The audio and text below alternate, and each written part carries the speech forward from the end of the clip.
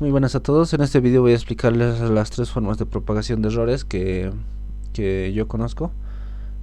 Primeramente voy a empezar a explicarles sobre las derivadas parciales, pero antes de eso eh, he preparado un pequeño PDF donde he tratado de recopilar toda la información que he podido y explicando uno de los tres métodos que me los he ido aprendiendo conforme ha pasado el tiempo. Bien, entonces lo primero que hago notar aquí es que es posiblemente, ya que lo estudien de este PDF o de un libro, o sea, de un texto o de un sitio web, es posible que encuentren distintas notaciones. Yo en este caso voy a usar la variable e sub x para denotar que es el error de la variable, como después va a ser el error de la medida, o mejor dicho, el error del cálculo, ya que vamos a hacer cálculos con ecuaciones. Luego hago mención a las notaciones de las derivadas f apóstrofe y f punto, que al final ambas notaciones son las notaciones de Newton, que generalmente hace referencia a que se está derivando la función respecto de una variable, como en este caso f de x f respecto de x, aunque generalmente el f punto debería serse usado para cuando se hace respecto del tiempo. Y bueno, eso lo van a encontrar si ponen en Wikipedia notación de Newton, las derivadas, y les va a salir la explicación de cada uno de eso. Pero solamente son notaciones, así que espero que no se hagan mucho lío con eso. Bien, bien, entonces voy a explicarles sobre el primer método, que se usan derivadas parciales. Lo primero aquí que hago reconocimiento es que debemos reconocer una función la cual vamos a derivar. ¿Cuál función? Pues la función es nuestra fórmula matemática que nos ayuda a calcular propiedades cuantitativas, por ejemplo el volumen.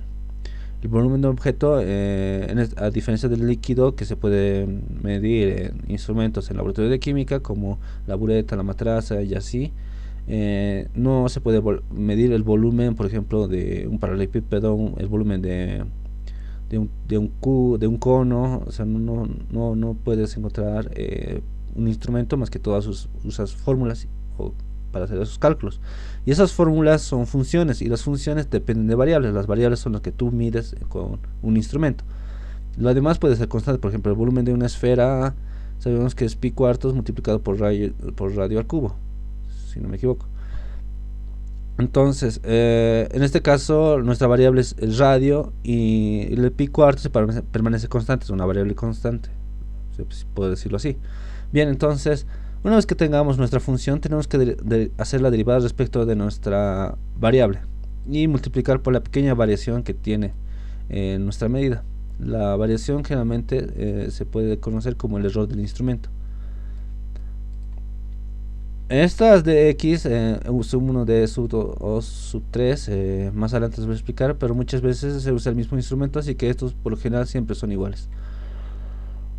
Por lo general, pero es posible que cuando usan, por ejemplo, hagan otros cálculos y necesiten distintos tipos de instrumentos, entonces esos ya vienen a ser otros tipos de errores, no van a ser siempre iguales. Bien, otra cosa que aquí hago es el cambio de notación, que en vez de usar d uso e para decir que el error de la función va a ser igual a lo mismo, simplemente que aquí hago referencia a que sí estoy hablando de error. Bueno, eso es una notación que yo la uso. Bien, entonces aquí tenemos un ejemplo básico que es del volumen de pues se quiere calcular el volumen de un paralelepípedo sabiendo que se ha usado un vernier para medir los lados, ya sea x, y y z, que cada uno representa largo, ancho y altura respectivamente. Todas están en dimensiones de milímetros, y obviamente que su precisión del instrumento quiere decir que mide hasta 0,1 milímetros. Por ahora voy a asimilar que el 0,1 milímetros, que es la precisión, voy a asumir que es el error. Después haré otro video explicando cuál es el error de un instrumento o cuál es el error de una medida. Pero por ahora, para explicar estos métodos, voy a usar que la precisión es el error. Aquí nuestra función claramente es b, que es el volumen que se calcula a partir de las tres variables. Aquí hago una derivada parcial respecto de cada una de las variables. Para evitarme explicar de cómo hago las derivadas y mostrar que sí sé derivar y esas cosas, yo simplemente voy a mostrar el resultado, aunque muchas veces, digamos, como estudiante, uno no puede realmente, digamos, estar seguro de que ha hecho bien la derivada, siempre se les va algo. Y lo que generalmente yo hacía cuando aprendía estos métodos era usar calculadoras de las páginas, que son, por ejemplo, el Wolfram Alpha. Por ejemplo, aquí tengo escrito la derivada parcial, obviamente que en inglés, y nuestra función f por x por y, y me arroja el resultado.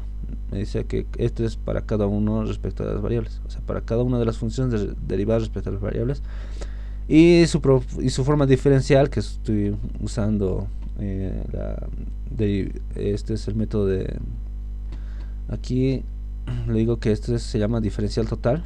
Entonces su forma de diferencial debería ser así, como lo ven aquí. También otro, generalmente, digamos, esto no se puede hacer por pasos, ya que esta es una software para pago, pero generalmente eh, esta página está disponible, a pesar que puedes introducir variables y te da resultados, eh, solo te da resultados. Si quieres ver los pasos por pasos, tienes que hacer una versión de paga, pero hay otra calculadora que es más, que sí te muestra los pasos, que es el Symbolab. eh, Aquí tienes tu calculadora, aquí puse derivadas parciales, derivadas absolutas, integrales y límites, sumatorias y así, a aplicar muchas fórmulas matemáticas ya expresadas de forma numérica o en forma con variables. Pero aquí sí te muestra los pasos que hacer para hacer los cálculos y te lanza un resultado. Bien, espero que con esos softwares ustedes ya tengan un poco más de ayuda para hacer hacer este tipo de problemas.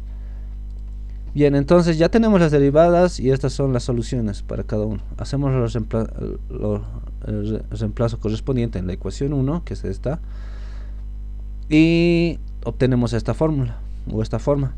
Luego hago mención de que tengo el error, que es de 0,1 milímetro, que era la precisión del instrumento.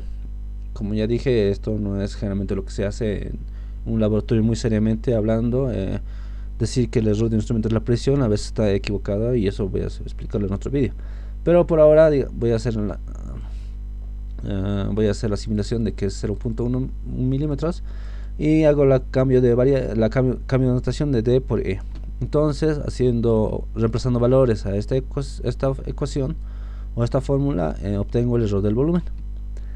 Luego puedo calcular el volumen como tal usando las medidas que ya tengo en el enunciado, y lo puedo anotar así. Esto va a ser mi valor calculado más menos el error del valor calculado. Para fines prácticos, generalmente se usa el método de redondeo y la notación científica para tener una mejor lectura a la hora de reportar nuestros datos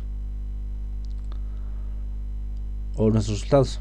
Bien, el segundo método consiste en hacer usando logaritmos naturales. Por aquí el único tip aquí, o el único secreto está, o en realidad el único ventaja que pueden tener en este método es que si se sepan de memoria las propiedades de logaritmos, como por ejemplo logaritmo de una potencia, logaritmo de productos de argumentos, logaritmo de división de argumentos o cociente de argumentos, y bueno, eso. Y hay que recordar que no existe una propiedad para suma o resta de argumentos. No existe una propiedad, así que no traten de cometer el error de tratar de separarlos estos, porque estos no se separan. Bien, aquí el otro paso es hacer la derivada del logaritmo. Aquí, por ejemplo, estoy usando la a como si fuese una variable, digo, un valor que pertenece a los números reales. Eso quiere decir que no es una variable, sino es una constante. Por ejemplo, en el volumen de una esfera sería pi cuartos, y nuestra constante sería pi cuartos, ya que pi cuartos por el radio al cubo, haciendo logaritmos, sabemos que nos va a salir logaritmo de pi cuartos más logaritmo o 3 veces el logaritmo de x, que x es el radio, obviamente. Entonces, si hacemos la derivada de una constante de un logaritmo que tiene un número, es 0. Y esto es la derivada de x, de un logaritmo de x, es 1 sobre x por la variación de x. Esto igualmente, digamos, pueden usar una calculadora para hacer para ver si están haciendo bien las derivadas con logaritmos, como yo lo hice aquí. Aquí lo que hice fue aplicar logaritmos a mi función, aplico logaritmos a mi función y hago la derivada parcial respectiva y me da la derivada de cada una de cada variable aplicando logaritmos. Aquí no es lo mismo derivar un logaritmo de base 10, que es un logaritmo neperiano, o sea, el logaritmo neperiano no es lo mismo que el log que se hace generalmente en una clase de matemáticas, ya que las derivadas son distintas, pero aquí en el programa matemático te ves asuma que está usando esa propiedad. Pero ya de entrada les digo que no es lo mismo usar log que el logaritmo o sea, el logaritmo neperiano.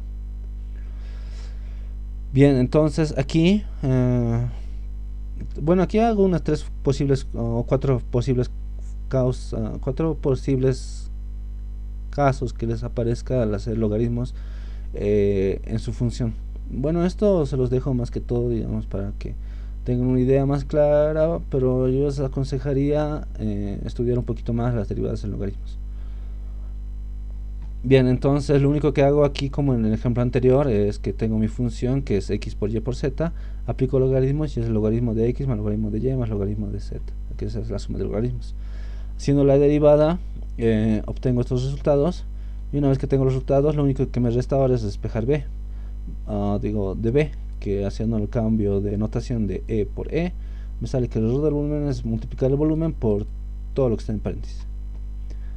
Bien, hasta aquí obtenemos prácticamente el mismo resultado que el anterior, y lo único que hacemos es un cambio de su anotación científica y hacer el redondeo respectivo para tener una mejor lectura del resultado. Por último es usando reglas provisionales de propagación. Esto lo encontré en un libro de Robert Taylor, que también se los dejaré en la descripción, que lastimosamente está en inglés, pero no es muy complicado de entender la metodología que usa. Más que todo esto se basa en hacer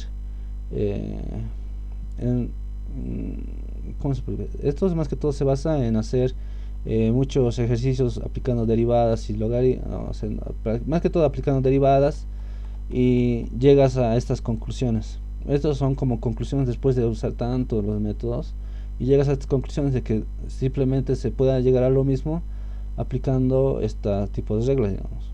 Esto después en cada vídeo, digamos, por ejemplo en derivadas voy a explicar cómo se puede llegar a ese tipo de soluciones, o sea, cómo se llega a este tipo de expresiones. Pero primeramente, la primera regla que tenemos es la suma y resta. Si tenemos una suma o resta de argumentos, por ejemplo, digamos, cuál es el perímetro de un cuadrado, sabemos que tenemos que sumar los lados.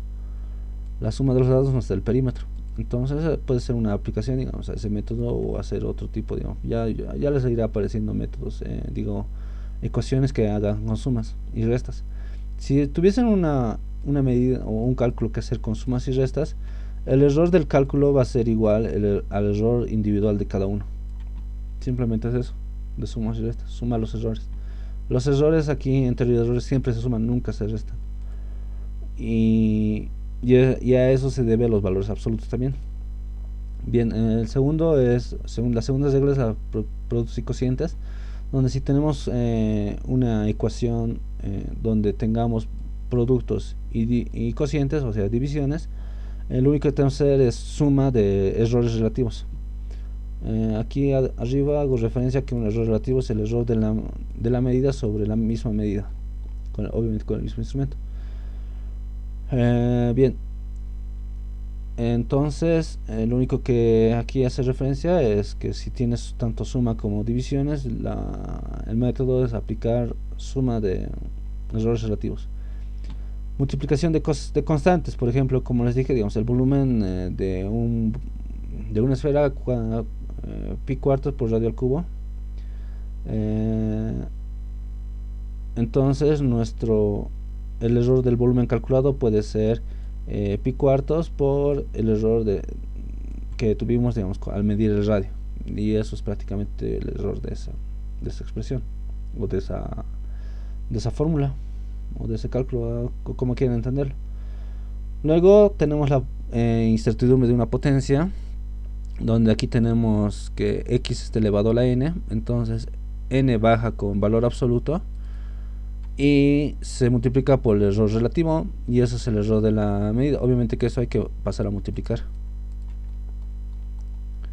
Bien, entonces como último ejemplo tenemos usando el ejemplo, continuando usando el ejemplo 1.1, que es hallar el volumen del paralelepípedo.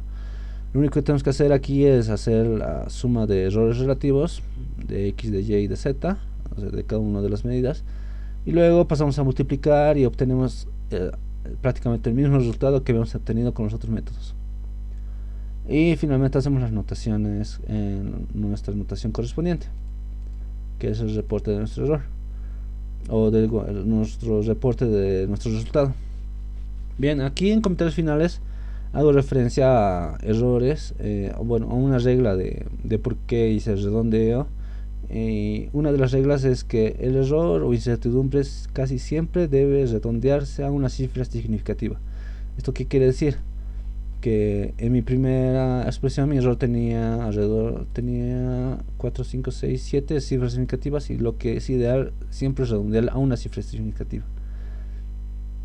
Pero en este caso hay reglas excepcionales donde si el primer dígito es 1, o sea, nuestra primera cifra significativa es 1, entonces se debe considerar una segunda cifra significativa. Esto para evitar ambigüedades.